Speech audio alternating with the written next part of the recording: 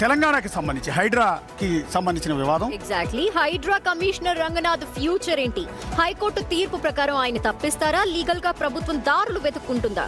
ఇప్పుడైతే hot topic గా మారింది. హైడ్రా కమిషనర్ ఏవి రంగనాథ్ పదవి నుంచి తొలగించాలని తెలంగాణ హైకోర్టు స్పష్టమైన ఆదేశాలు జారీ చేసినప్పటికీ ముఖ్యమంత్రి రేవంత్ రెడ్డి ఆయన్ని వెనక్కి వేసుకొస్తూ పూర్తి మద్దతు ప్రకటించారు.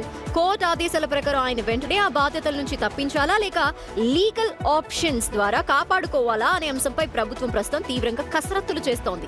లోతుకుంట పరిధిలోని 40 ఎకరాల భూ వివాదంలో కోర్టు స్టే ఆర్డర్ ఇచ్చినప్పటికీ హైడ్రా అధికారులు అక్కడ కూల్చివేతలు, ఫెన్సింగ్ పనులు చేపట్టారు. దీన్ని కోర్టు తీవ్ర ధిక్కరణగా పరిగణించింది. రంగనాథ్పై ఇప్పటికే ఏకంగా 63 కోర్టు ధిక్కరణ పిటిషన్లు పెండింగ్లో ఉన్నాయని న్యాయస్థానం ఆగ్రహం వ్యక్తం చేసింది. అయితే హైడ్రా రేవంత్ రెడ్డి ప్రభుత్వం తీసుకొచ్చిన ముఖ్యమైన సంస్కరణ. అందుకే ఈ కమిషనర్ను తొలగిస్తే జనంలోకి వేరే సిగ్నల్స్ వెళ్లే ప్రమాదం ఉంది.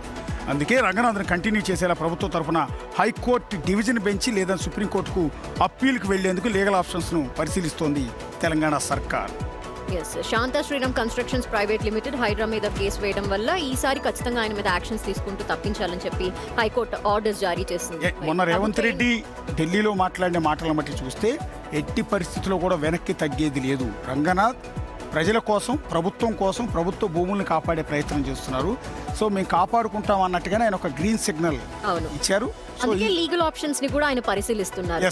చూద్దాం. అంటే రేవంత్ రెడ్డికి వెరీ ఇంపార్టెంట్ ఈ హైడ్రా అనేది.